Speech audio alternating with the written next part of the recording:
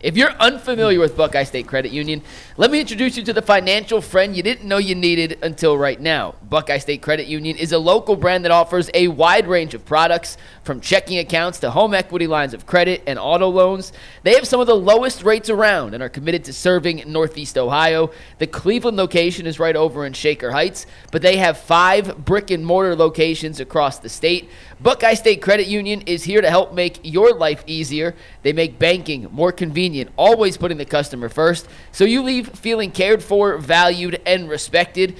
Connect, simplify, and adapt. Those are the core values that make Buckeye State Credit Union the right choice for you. For more information, head over to buckeyecu.org. Buckeye State Credit Union, your money simplified. Jason, you wrote a column yesterday in The Athletic about the Shedeur Sanders pick and who you believed was pulling the trigger on that pick.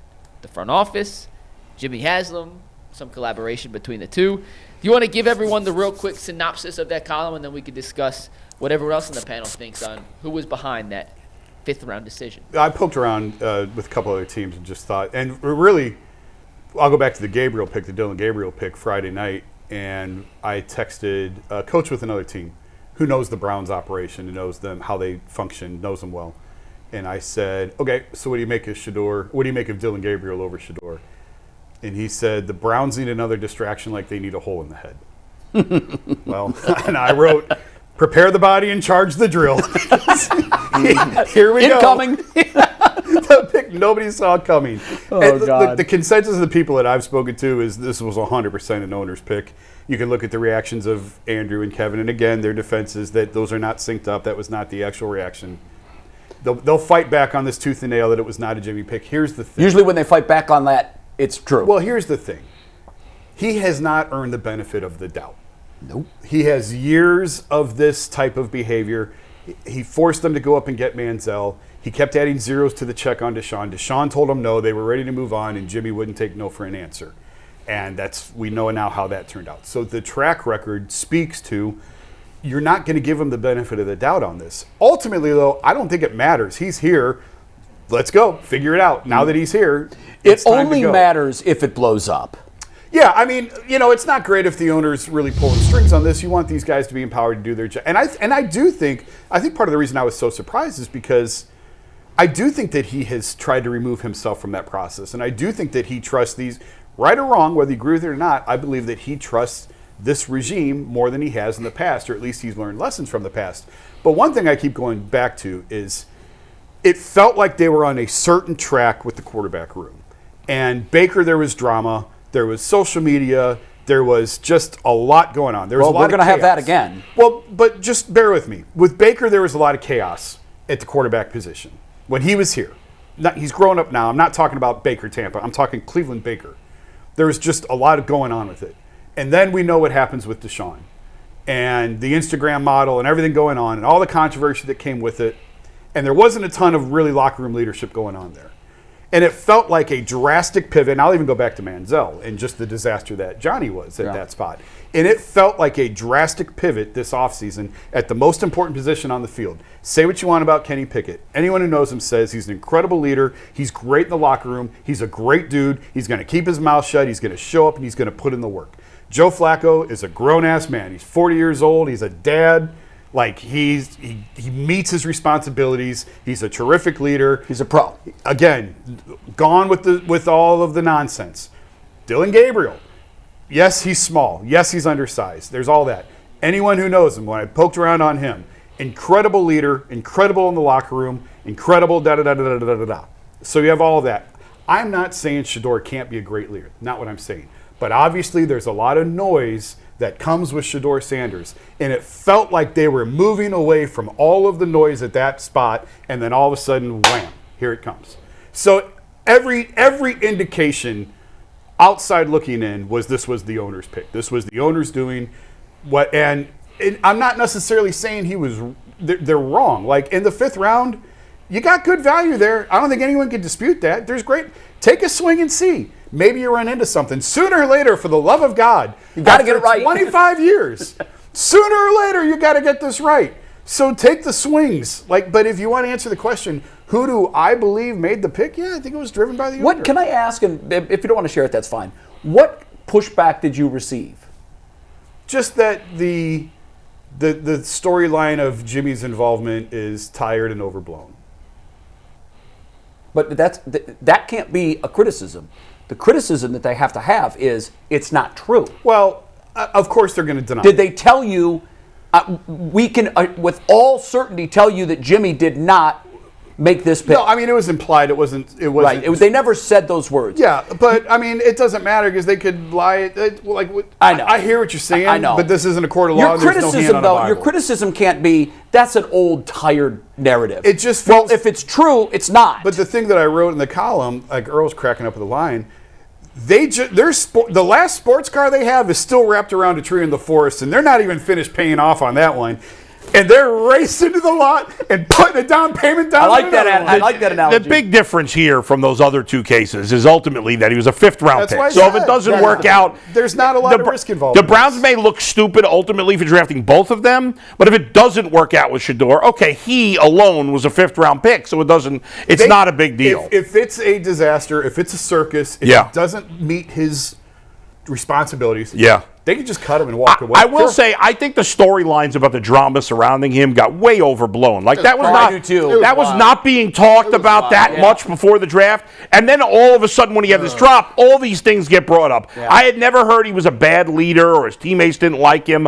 I don't know. Where did the pre-draft there was the unnamed executive. There was a lot. I came back from the owners' meetings and I sat here and told you guys there's a lot of crap out there on Shedeur, but I'm not going to tell you what I know. Yeah, you said you didn't want to repeat it. Because I'm not going to crap on this kid before he and that was responsible. But that wasn't from teammates, was it? Not from the league. And it was just stuff. It was how the league viewed him, which they just showed you. Yes. They spent the entire weekend telling you what they thought about him. They're not making that up. Like the Tom Pelissero report about it was the worst interview, whatever. And the Do we have any idea where that came from, though? It was just an unnamed executive. Unnamed assistant coach. Okay. But I'm like, I know, hate those, by the way. I know no one can put their name to that. Okay, well, here's the thing. Had he not written that, had none of this stuff come out, and then Shedeur falls the fifth round, and then you say, well, there was this and this, and then I tell you what I was told. That's fire with no smoke. Well, but then everyone's going to stand up and say, well, then why did you say that before? Yeah, you're right. So then you say it before, and everyone's like, well, why are you crapping on this kid? You're absolutely right. So you can't win. But the league just told you what they felt about Shedeur collectively. Right. Yeah. Collectively. Well, all of them. He didn't go to the fifth round because of his talent. I don't believe that. Here's the part that I think was missed in all this. Yeah. They don't think the juice is worth the squeeze. Yep, that's it. Period. Right. I agree with that. Whatever the Deion, whatever else, if he had Cam Newton talent, if they felt he had Cam Newton talent, he's the number one pick. The rest of it doesn't matter. Yeah. They felt ultimately the juice was not worth the squeeze. And that's why he went where he went. I love it. You know, whether they're right or not, we'll find out. That's the beauty of it. We'll all learn. Yeah. You know this. You get if you look at Shedeur Sanders. Listen, if you say what you want to about him, I think everybody has him. We just talked about it with Mel Kiper. He got him in the number one pick as the number one quarterback on the board. He slips to the fifth round. Here's the issue, and it's not even an issue. So what? Jimmy Haslam asked to take him. Actually, to be truthful, that's a smart business move. If I'm a businessman and we've already told and signified that we are worried about 2027, we not really want a quarterback high in this draft, why would I not take a lightning rod like this man and put him on my team? And I'm going, listen, we are now the talk of the town again. And if it don't work, you just cut him. My thing is you get the best version of Shedeur Sanders. If you think that he had some skill sets, but the thing that dropped him was his attitude, he was cocky, he was arrogant. Guess what? He's not cocky or arrogant now because the guy that they drafted ahead of him 2 rounds at number 3, Dillon Gabriel, is right here. He's a 4-string quarterback. Yep. He's 4 in the depth chart. He's 4 on a 3 quarterback team. And you know what you got to do. I talked to Cecil Shorts with the recap. I said, Cecil, how is it when you are a pro and you come in and you know that you got drafted or you're brought in with a guy who got a contract higher than yours, picked higher? He said, man, you got laser focus. You don't care about your kids, your mom. You don't even really care about going to the bathroom. All you care about is that playbook, and every single time you get the ball, you got to deliver. You're going to get that from Shedeur Sanders, or he's not going to be in the league. That's it. Because they told you that we don't like you, and they don't like what you bring. They don't like what your daddy brings, correct or not. They gave you a shot. The Cleveland Browns gave you a shot. And so what you need to be doing, like I said in the postgame, is you need to thank the Haslams, you need to thank Andrew Berry and Kevin Stefanski, and who cares? They could have been crying on the screen. Oh, no, what, Shedeur? It's your job to change what they feel about Absolutely. you. Through your actions, through your integrity, through the way you play, and you got a shot. You already got money. You'll be rich forever. You and your family will. But I like what you said. I just want to play football. They're going to find out how much you want to play football. It's a brilliant pick. I think what G said there, sorry to cut you off, Jay, was couldn't be more on the money. Right. That was well said. And now he like as an athlete, I don't know about his personal life. As an athlete, it seems like he's never had to overcome adversity as an athlete. Has he ever been in trouble with the law ever? No. To my knowledge, no, not You even. might- I don't know if maybe it's him or his brother, That was his brother. in high school. That was his brother. Yeah, there was an incident in high school. And most of the guys that talked to him said he was aside from whatever baggage he might have, like they found him to be a good, likable kid. This could turn out to be the best thing that happened for him. It is. As crazy as it may seem. Just like the Baker biggest drop. jumped on 3 times. There you go. There He woke up. Yeah. That's He it. woke up. And it maybe it turned. And you're right. It doesn't matter what his name is anymore. And going forward, I don't like that Jimmy Haslam got involved, but from today on, it doesn't matter. Right. He has the chance to prove he belongs in the NFL. He's going to be given nothing. He's got to prove it. Yeah, it's a meritocracy here. Yeah. He's going to have to. Now, the sad thing, and I hate that I even go here because I want him to succeed. I want him to be an all-pro quarterback, leading the Browns to playoff after playoff appearance. But the comparison, like a lot of people say, well, here we go, Johnny Manziel all over again. That's unfair. That's not fair because where did Johnny slip to? What pick did he? Still the first round, Okay. yeah. So there was a fall with Johnny, and Johnny, if you can compare certain things about the two, they're flashy. They've got a lot of other things in their life other than football. They don't appeal to the mainstream or whatever it might be. Johnny played himself out of the league. Yes. Yeah. I hope Shedeur gets the 3 chances that Baker got.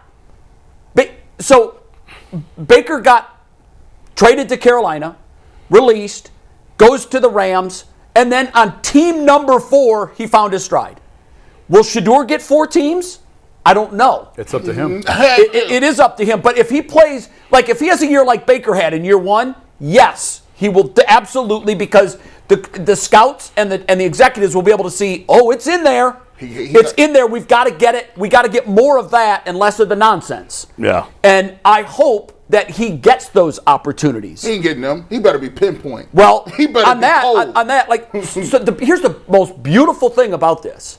There's not a correct answer today. There isn't. There's a lot of different varying opinions. I went back and looked at some draft controversies of the past. There was an infamous exchange between the Indianapolis Colts executive and Mel Kiper. Oh, yeah. In which they essentially were calling each other idiots. Idiots. And I'm being nice. Trev Alberts and Trent Dilfer. No. Trev Alberts was Jim Harbaugh. It was Jim Harbaugh. No. Mel Kiper was insisting. They wanted him to take Dilfer, and they took Trev Alberts. Yeah, whatever. It doesn't matter. It doesn't. But they were calling each other names on the air. Yeah. Like literally saying, you guys are idiots. And then the Colts GM came back and he's like, this guy has as much credibility as my neighbor who's a postal worker. Yeah. Yeah. Like, none of it means anything, right? Okay, but here's the beautiful answer about this. Once upon a time, there was another big controversy. Ryan Leaf, Peyton Manning. I don't know that there's ever been any more controversy that was definitively proven. Like, Leaf went one way and Manning went the other, and they were in 180-degree opposite direction. I'm not saying we'll have that here. I'm not saying we're going to get that here. But we will get this. We will get an answer within 4 years if Shedeur Sanders was worthy of being an NFL player or not. And so all of the nonsense, bloviating, that he should have been the number 1, should have been a first rounder, it's nonsense for right now. It is in his hands. That's the thing we have to remember. Yeah. Now, forget the noise of the past. It's over. You show up to camp, you have one thing on your mind. Oh, I got doubters. And I'm about to prove all of them wrong. And it's not crazy to think he could go from number 4 to number 1. It's That's not. not impossible. Look at the room. Yeah. Look, when have the Browns had a season where they haven't started 4 quarterbacks? Yeah. Not very often. In recent memory, I can't Well, think of it. 2020 they did. Not in our 2020. history. No, 2020. Well, that was No, the we were not. CSS We weren't wasn't doing a around. show yet. Oh, for the show. You know, Okay. like, so No. the only Yeah. history we know. Now, as for the Jimmy Haslam thing in particular, who's the most meddlesome owner in the NFL? Jerry Jones. Yeah, I don't think there's. I'm surprised it took you that long. Yeah. It's Jerry Jones. What have they done? Where's their success? They've had a lot of regular season success, no playoff success. No. Yeah. People have told me, the same people that told me, Jay, please pick another team because this team's going to be where they are forever as long as this guy's the owner. Please pick another team. Save yourself the grief. Those same people told me he's a poor man's Jerry Jones. I said, what does that mean? He meddles, but he knows less than Jerry. Jerry knows just enough to be dangerous. Jimmy does not. I mean, Jerry doesn't hide. He's the GM. Yeah, you're right. Jerry is owning it. He wears the blazer. Yeah. Here's what I would suggest for the 2026 draft. Jimmy Haslam is a man of many resources. He owns a basketball team that competes with the Cleveland Cavaliers. We know how much money he has. Book a cruise, make it to the Mediterranean, have it start the week before the draft, and you're rich, you got a lot of cash, stay for 2 weeks. Yeah. Come back, drive into Berea and say, all right, boys, I pay you guys a lot of money to make me a good football team here. What you got?